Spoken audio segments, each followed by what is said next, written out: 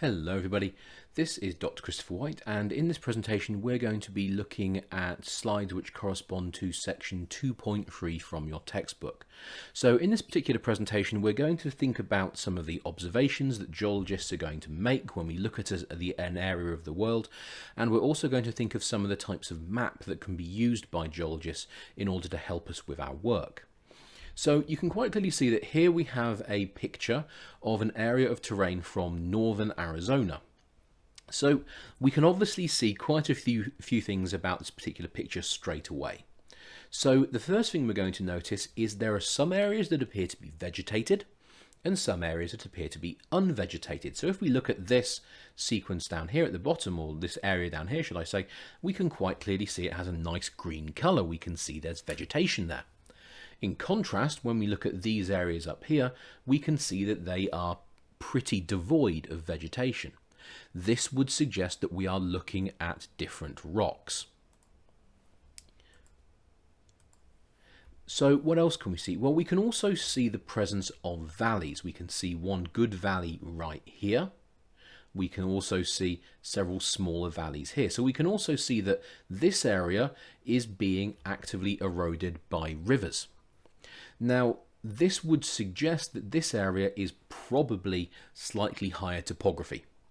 And that's because most of the time when you see, deep valleys like this, they tend to form in areas of elevated terrain, so topographic heights, hilly areas, mountainous areas. We can also begin to see that we have these isolated bodies and they have an approximately cone-shaped morphology to them. You will also notice that at the top of these bodies we have this depression, and I'm pretty certain some of you have already guessed what these might be, but we'll come on to that in just a second. Now, in terms of this river valley up here, one of the things that I can't help but notice is that the river valley is actually pretty straight. Now, this is actually relatively rare. Rivers tend to take quite convoluted courses, either because it produces its own convoluted course due to erosion, or it's simply trying to get around some obstacle. So normally rivers will wiggle around all over the place on the surface of the earth. In contrast, you can see that this particular river valley is quite straight. And so this would suggest that the river is preferentially exploiting some kind of weakness in the rock. And that weakness is probably a fault. And so this would suggest that underneath this river there is probably a fault where pieces of rock have moved relative to each other, and the fault itself is allowing the river essentially to move along it and preferentially exploit it. So the river just follows the path of the fault. And faults, in a lot of cases when you see them on the surface of the earth, are relatively straight features. Now, in terms of these isolated cone-shaped features down here, what you'll notice is that there is an area of dark rock exposed right there. Now, as a geologist, if I was to go there and look at that, I would very quickly work out that this particular type of rock is something which we refer to as a basalt.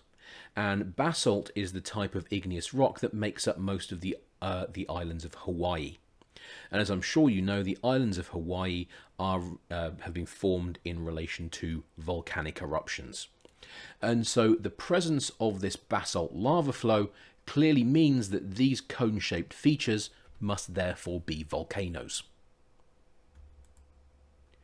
Now, when we look at these volcanoes, we can actually see they come in a couple of different forms. We can see, first of all, we have these volcanoes here. So you can see this one has a lava flow that's clearly been erupted relatively recently, and it's solidified to give us the basalt. That tells us that this particular volcano is clearly active. In contrast, though, we can see that some volcanoes are relatively inactive. So if we look at this volcano here, we can see that it's covered in vegetation. So if you think about it, every time a volcano erupts, it's probably going to destroy or at least severely damage a lot of the vegetation on its sides.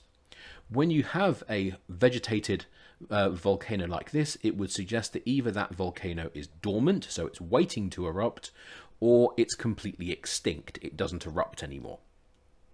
Now let's compare it to this volcano down here. We can see that it has this rather distinctive rusty red colour. We can't see any lava flows coming off it, Well, in fact, I tell a lie, you can actually just make out the trace of one right there. But you can quite clearly see that it is not heavily vegetated. And that would suggest that that particular volcano has probably erupted relatively recently, but not as recently as this volcano up here. That would suggest that this volcano is also probably active, and the same goes for this rusty looking volcano up here. In contrast, these ones over here, which are heavily vegetated, are probably either dormant or extinct. And then finally, as a geologist, what we want to do is we'll go to all these areas and we will work out what the rocks are, and we'll try and work out what their relationships are. So, you know, once we analyze this, we'll work out that these raised areas here, which are pretty poorly vegetated, are going to be dominated by sedimentary rocks, whereas these greener areas down here on this flatter land are probably going to be dominated by rocks related to volcanic eruptions, probably mostly basalts.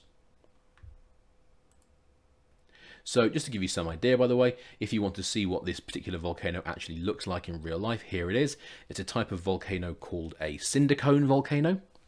And you can see here is this lava flow, this basaltic lava flow, this basalt lava flow, which has come out of the side of the volcano. So in this case, the volcano didn't erupt from the crater like you would expect it to.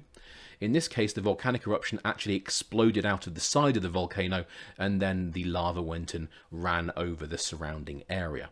And so all of this terrain here surrounding the volcano is probably made up mostly of basalt. So what kind of maps can be produced to help geologists as we do our work in the field? Well, the first type of map we can use is something called a shaded relief map. And a shaded relief map doesn't really give us too much information in terms of numbers. So it's not really telling us anything about height. But what it's doing is it's using the different intensities of shading to give us an idea about the topography. Typically, the darker the colour, the steeper the slope. And so you can see these areas here where we have the lighter grey colour, well, that would suggest flatter terrain. In contrast, these darker colours would suggest steeper terrain. And now when we actually look at this map, we can start to pick out some of the lava flows in the river valleys quite easily, can't we? So we can see here's our very straight river valley there, which is probably related to a fault. You can see we have some other river valleys here.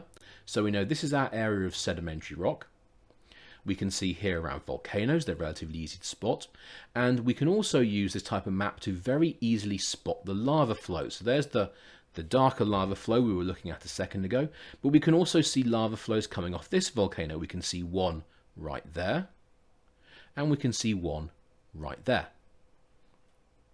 So shaded relief maps don't give us much numerical information, but essentially our brain can analyze them and it can very quickly work out, right, this is an area of elevated terrain, this is an area of flat terrain, and then we can start to, work out what's going on from there.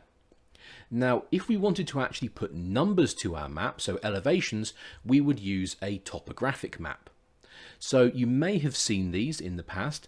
These maps are referred to sometimes as contour line maps as well.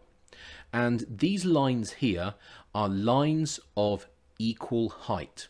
So for argument's sake, let's say that this darker line here is 200 meters above sea level. That would mean every point along this dark line here is exactly 200 meters above sea level.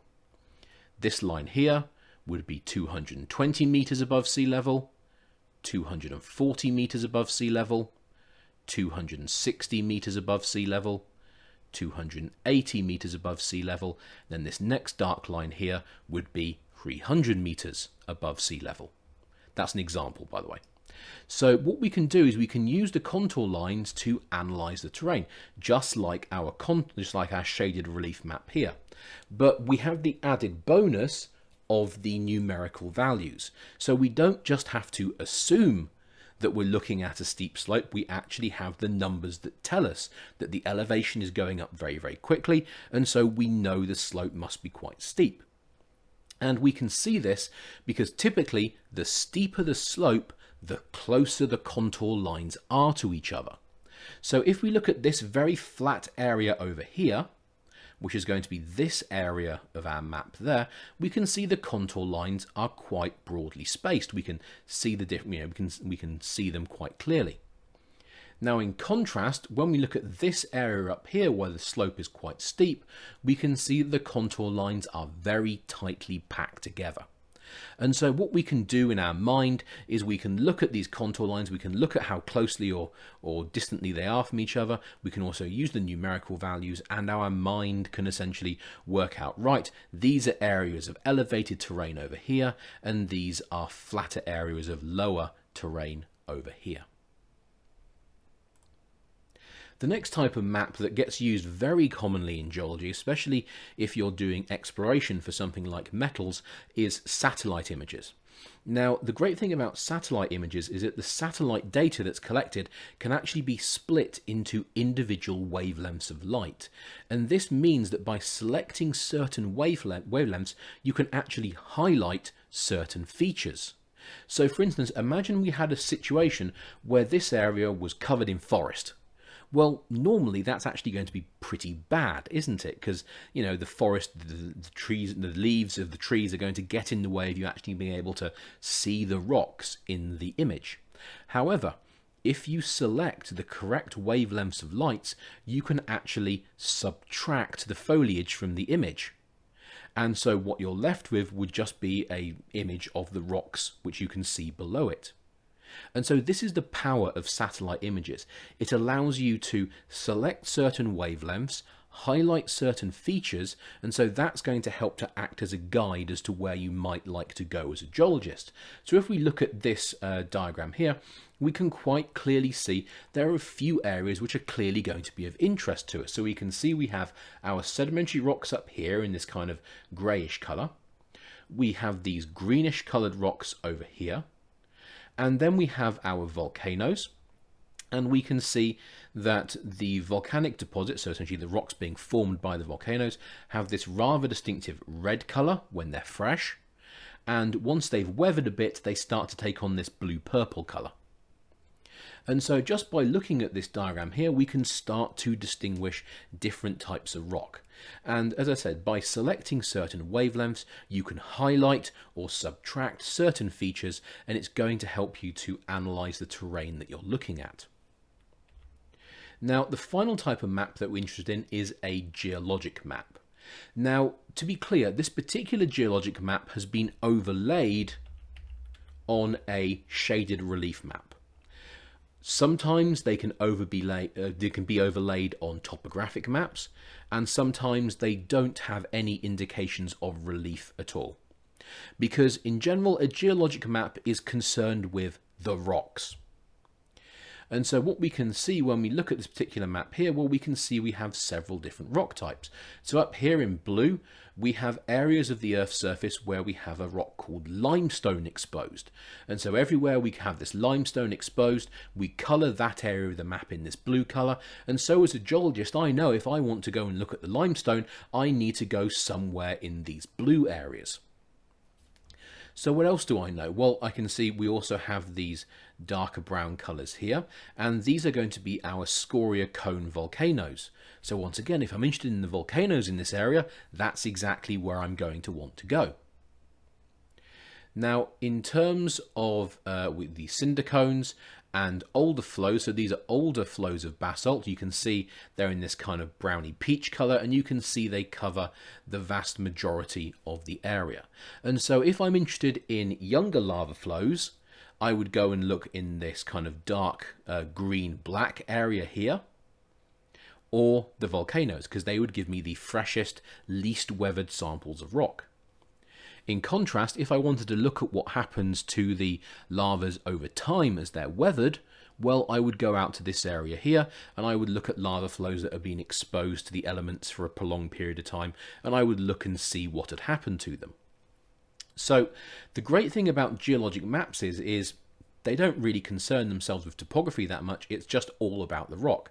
So it tells the geologist exactly where they want to go. A lot of geologic maps are also quite helpful because they will give you a key and they will tell you what each colour represents in terms of the rocks. And also, it's not uncommon for that key to be arranged in such a way as it tells you the ages of the rock. So for instance, it would say, right, the limestone is 200 million years old. These cinder cone flows here are 150 million years old. The scoria cone volcanoes here are 5 million years old. And this most recent lava flow is 1 million years old, for instance.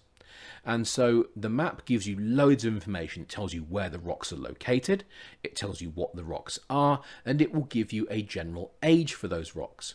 Also, if they're present, it will actually also show you other features such as faults, and they'll typically be picked out in thick black lines. And we can see that based on the map here, they've picked out one fault that's following the river valley here. But you can also see they've picked out another fault. And if I just go back to the shaded relief map here, you can see there it is. That's the ridge there, which they've interpreted as being a fault as well. And so as you can see, they've also put that fault on the map there. So these geologic maps have loads of information on them, which is essential to geologists. And so typically when a geologist goes out into the field, it's not uncommon for them to have a topographic map of the area. Normally they'll have some satellite images as well, and they will nearly always, if there is one available, have a geologic map as well. Shaded relief maps tend to be a little less common, I'm going to be honest about that. Okay everybody, so this is some of the stuff that a geologist will look for and some of the materials a geologist will have when they're heading out into the field to do some observations of rocks in a particular area. Alright, thank you for watching, take care.